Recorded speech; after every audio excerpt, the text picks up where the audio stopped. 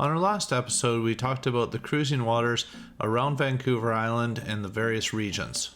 In this episode, we'd like to talk about some of the transit routes through the Gulf Islands, up through the Strait of Georgia, and some of the challenging areas along the way. So despite all these vast regions we have around Vancouver Island, we're going to focus our summer trip on the Strait of Georgia, Sunshine Coast, Discovery Islands, and Desolation Sound. The next part I'd like to talk about is our transit routes for going there and some of the aspects and things we consider on the way there.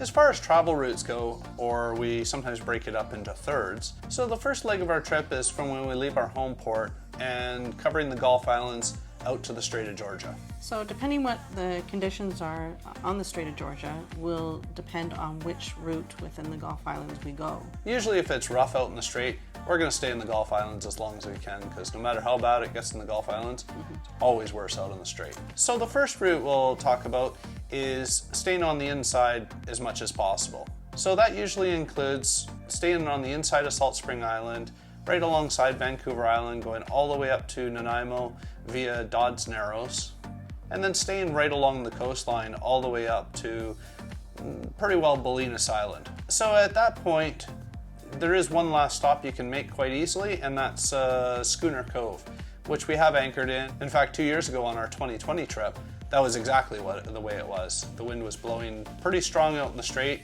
and despite wanting to actually kind of get crossed over and get onto the other side, we actually held back and stayed at Schooner Cove till later that evening when it did calm down. And even though the weather reports were showing that it was calming down, but it took quite a few hours for the sea state to actually settle down just because of the fetch. Yeah, it doesn't drop right away.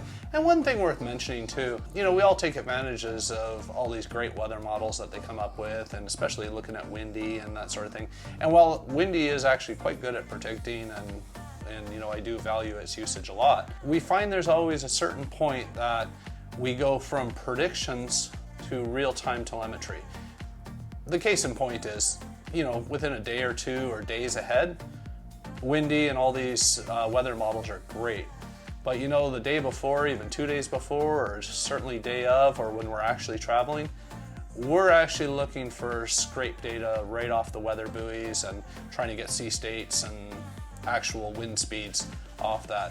I don't even look at Windy while we're really traveling, unless I'm trying to predict it for tomorrow or the next day. Windy does not update their telemetry for real time. It's only predictive. So, it might say it's nice and calm out and it could be blowing 20 knots. And we've seen that many times we have before. Seen that, yeah. So nothing against Windy, it works great. But remember, it is not real time, and as you get closer to real time, definitely switch over to stuff like the Environment Canada weather buoys or something that actually reports in real time. Yeah. So the second route that we would sort of talk about through the Gulf Islands is going out the outside of Salt Spring and up Trincomalee Channel up to Porlier Pass. If the weather is calm, we will go up Porlier Pass. That actually is a really great place to come out onto the Strait. Then you have a nice clear run right over to the Sunshine Coast. Usually we set our point on Thrasher Rock, and then once we get to Thrasher Rock, we slightly skew it to Mary Island. And that's a great route to go up. In fact, in 2021, that was our trip that we took north this last year. And then lastly, if it isn't really that great out in the Strait, we may stay on the inside, continue up Trincomalee to Pallades Channel, and especially if it's late in the day or if it's kind of rough and we want to wait it out, we could always stop at Pirates Cove, and we end up going out Gabriola Pass, out past Silva Bay, and then you're pretty much right at Thrasher Rock, and you can make your way up from there to Welcome Pass. So from the Ballenas Island, Winchelsea area, if you head up Central Strait, that's probably the most direct route north. Probably not the most common way taken, just because it is exposed and, there's usually going to be more wind than there isn't, so often, you will try to take a more protected route. But it is a great route nonetheless, and if it's fairly calm, it's a pretty good way to go. And again, this route up to Winchelsea and Ballenas Island, it's a very protected route, especially if you got strong northwesterlies or even southeasterlies. You can hug that coastline from Nanaimo up to Nanaimo Bay, and it's to stay fairly protected. Now the other way you can go from there is you can go over to southern Texada, and then you can enter the Malaspina Strait from that point. And then from the Malaspina Strait, you can run north all the way from there. And then lastly, as mentioned before, from Thrasher Rock, it's a straight line over to Mary Island, and then you can enter the Malaspina Strait and continue north from there. So there are maybe a few areas that we sometimes have to be concerned about. And one of them is Whiskey Gulf. So Whiskey Gulf is a military test area, and it's right out in front of Nanaimo, basically. And it kind of goes east-west from sort of Ballenas Island out to sort of just north of Gabriel Island. Now, when you're transiting this area, it's important to determine if Whiskey Gulf is active or not. Now, you can get this on the Weather Channel, or you can even call them by telephone, but this is a pretty important thing to note. Now, if you want to make sure that you're not going to be crossing Whiskey Gulf, you can either take the route from Thrasher Rock to Mary Island, because that just avoids the far corner of it, or if you go all the way around by Nanaimo Bay and up past Schooner Cove, you'll miss it that way. But if you go to Nanaimo and then you go straight over and run a straight course over to Malaspina Strait or Southern Texada or Welcome Pass, you will go right through Whiskey Gulf. And we've never gone through Whiskey Gulf when you're not supposed to, but probably not a good I think idea. we've heard stuff on the radio before, I think, of people. Yeah. And they're usually good, I've got the phone number written down on the boat, so usually I'll phone, just because for me that's the easiest to do. But there is one of the channels on the radio that you can listen to, and they'll say whether or not if it's active. So. And if self-preservation is something you're interested in, I think there's torpedoes and machine guns involved, so probably best to stay away. So other areas of concern, we already sort of talked about it, but Southern Strait of Georgia, big area. If you watch, there is a Southern Strait of Georgia buoy, I think just off Porlier Pass, that gives telemetry on that. And there's also Halibut Bank. Yeah, Halibut Bank. Halibut Bank gives actually wave heights too. So, if you got a cell phone, who doesn't have that, you can just go and look it right up off the Environment Canada website, and that's great. At any given point, it'll tell you exactly the wave height out there. So that's probably one of our most important indicators on how we feel about crossing. Yeah, and even I want to say for us, when we leave Sydney, we'll be kind of checking the conditions, because it takes us, like even going up through Porlier Pass is about 4 or 5 hours by the time we get there.